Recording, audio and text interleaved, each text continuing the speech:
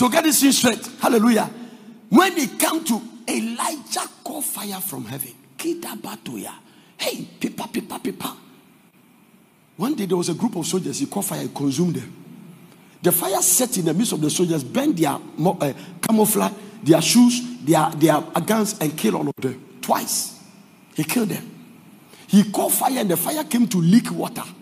In the history of the world and things God created, Elijah is the only one who managed to call fire. The fire, every time, water has power over fire.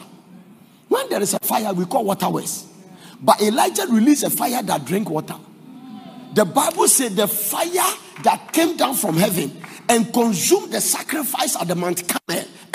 The Bible said the fire leaked the water. It has never been repeated again in the Bible. The fire is drinking water. This is the man. This is the man I'm talking about. The man that called fire, that the fire leaked water. The Bible said the fire, when these people couldn't call their God to send the fire, he came and worsened the situation by saying that for you to know that you will not have any doubt about my God, fetch water into the sacrifice. Elijah wet the wood and shook it. It's not that the wood is just wet by sprinkling. There was a water stack pool inside the altar. And the Bible says when the fire fell, it leaked the water. That same man heard the woman say that, may the gods do unto me, and likewise, if I don't make your life like one of the fetish priests you kill tomorrow by this time. That means that Jezebel gave Elijah 24 hours to leave, and Elijah ran. This is the spirit we are dealing with. Witchcraft, and Elijah ran. Hallelujah. Now, in the book of 1 Kings chapter 19, let me tell you something. Before I go there, Elijah ran away from the woman who he killed. The fetish priest around his life. There were over 900 and something. He killed all of them. But the woman's threat made her run away. So Jezebel is not a woman, it's a spirit.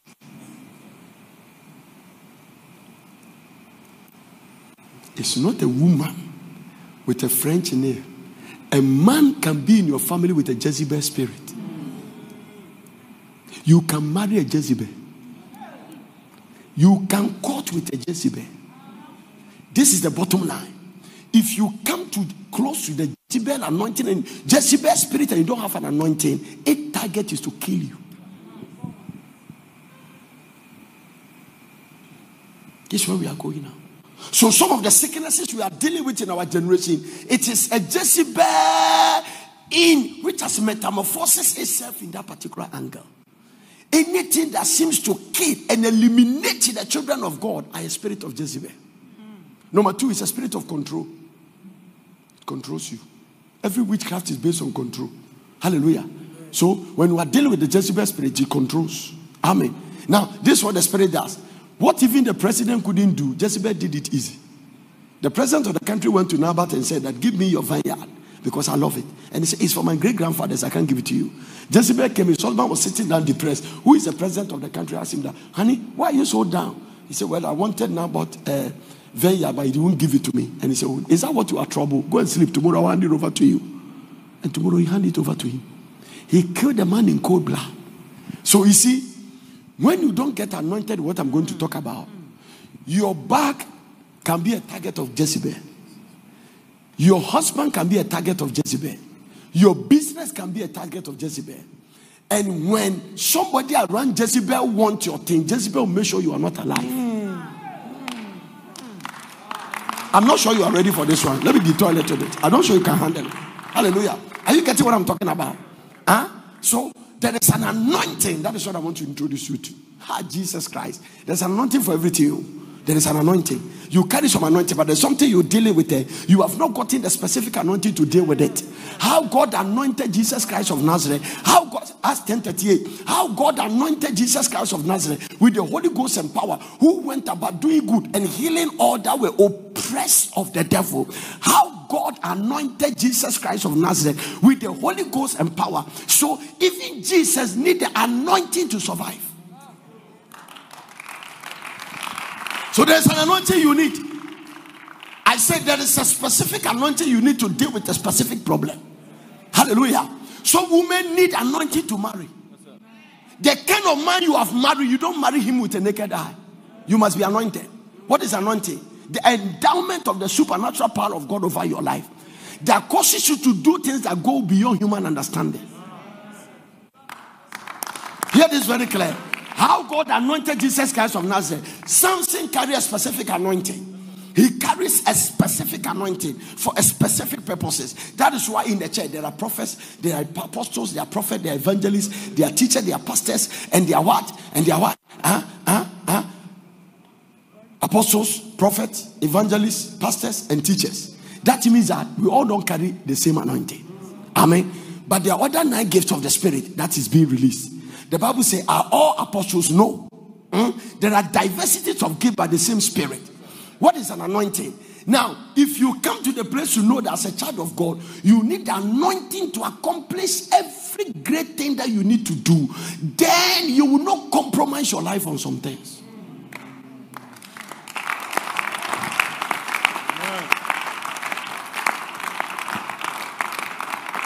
I'm telling you something. All of them can be in the classroom learning normal. But when God decides to anoint this one for academic excellence, it does not matter how this one learns, he cannot match him. This one says you need anointing. Are you getting what I'm talking about? It is what makes the difference. The anointing is what makes the difference. It is anointing that makes a difference. Nothing makes a difference. One day, I was reading the Acts of the Apostles. I went through back. And you hear the word that they were filled with the Holy Ghost. They were filled. Paul met Elymas and he was trying to prevent the governor from hearing the word of God. And the Bible says, Paul being filled with the Holy Ghost said that you will not see the sun for a season. And instantly, so the difference between those who make exploit and those who couldn't make is that they were filled. Being filled means anointing has come upon your life. Are you with me at all? So that's what makes the difference. You need anointing to do some things. Sometimes, many years ago, the Lord told me something. I have picked prophetic things about nations, sometimes elections, sometimes about leaders of nations. But the Lord will tell me, pray about it, don't talk about it. It's exciting for God to show you something you go and talk about for everybody to clap. And one day God told me something, he said, because I have only revealed it to you, but I have not given you the defense anointing to handle it. Hear this. So it means that even among the prophet, not everybody can go national. Unless you go it mixing it with the devil's spirit. But on a genuine anointing, it's not every prophet that deals with presidents. There are prophets, their prophetic anointing is limited to God's people. So there are specific anointing. Check all the prophets in the Bible. Check all of them. Some deal with kings, some stay away from kings. Some were just for the church. Hallelujah. John the Baptist didn't have the anointing to go and rebuke kings. When he tried, Herod removed his head.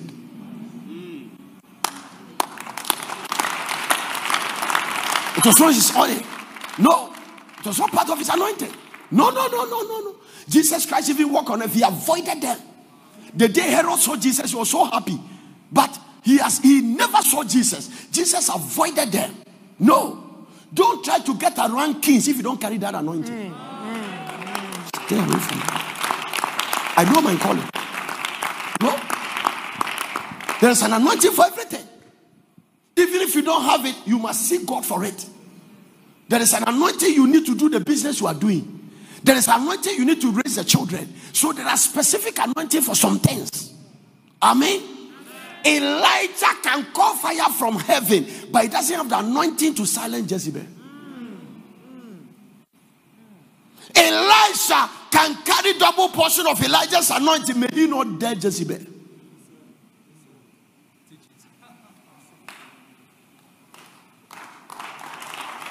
Hey, can I tell you this? Stay away from things that God has not anointed you for. Stay away from it. You will shorten your life. When you come and see Potter City, it's an anointing. If God has not given you, don't go and build one. No.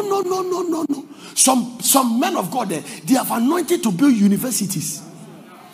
Don't just start one when God has never anointed you for it. No.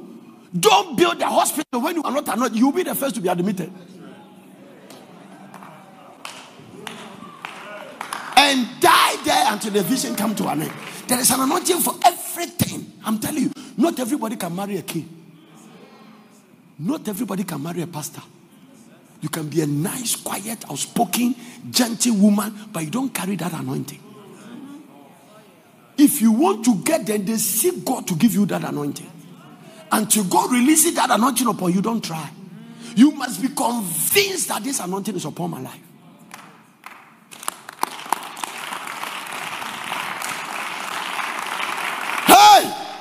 The Lord bless the hand that are clapping. Are you hearing what I'm talking about? No. Can I add this one? That will confuse anybody. Not everybody has anointing to stay outside of his country. Bottom line. Some people will leave their country 1 year, they will make it. Some will go 40 years and come with $20. I can't wait for tomorrow and Thursday. If God and Wednesday God give us a permission, I'm taking to details about this one. What you are doing, have you been anointed for?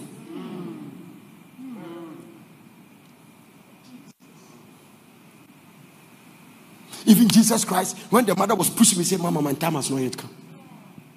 It's not enough to be anointed. You know the timing. If you do the right thing at the wrong time, you still fail. If you do the right thing at the wrong time, you still fail.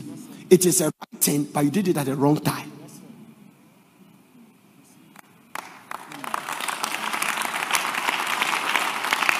No.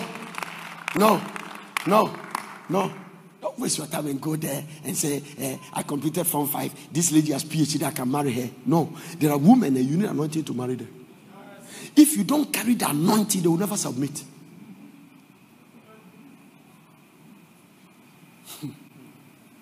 Tomorrow I'll show you some things in the Bible. You must carry the anointing. I'm telling you. If you meet a Queen of Sheba with all his accomplishment, his wisdom, nobody in the country is qualified to propose to Queen of Sheba until he met Solomon. Now he has met a man that is walking in a higher anointing. The Bible says when he saw what Solomon was accomplishing, his spirit left him. Everything you build is a demonstration of your wisdom. Hear this. Anything you build is a demonstration of the wisdom, of the anointing of wisdom God has put on your life. Joshua at Ai stayed down there when Moses at the top of the mountain, and Joshua fought the battle. The progress, the victory, and the success of the battle depends on the hand lifted by his father. Watch this. So Joshua was a skillful soldier before God asked him to take the people to the promised land. But he needed Moses to lay hands and give him wisdom. It means that Joshua, the son of Nun, was full of the spirit of wisdom because Moses has laid hands. It means that Joshua has all the anointing, but he needed that one in addition.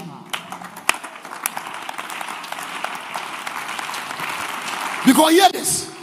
The mantle to carry the people from Egypt to the promised land was mandated and ordained by Moses. If he made a mistake and he failed, and even you have to succeed him, you will still need his hand. Hey, be careful the way you say the man has lost his anointing. It may be what you need.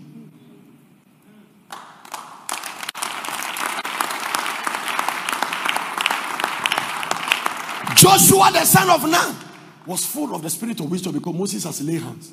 Apostle Paul said, I long to see you, that I will impact upon you some spiritual gift. Not that God is going to do it, I am going to impact. So there's a realm of authority that God can give the man of God the power to release an anointing over your life. So the reason you have no marriage is that you have not received the anointing to deal with the anti-marriage spirit in your background. It's an anointing. It's an anointing.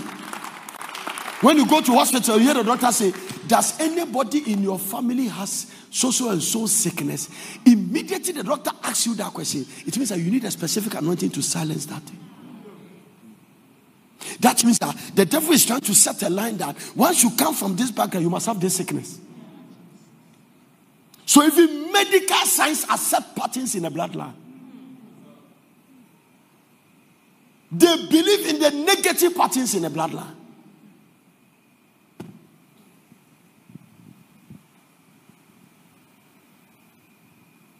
I was doing a checkup and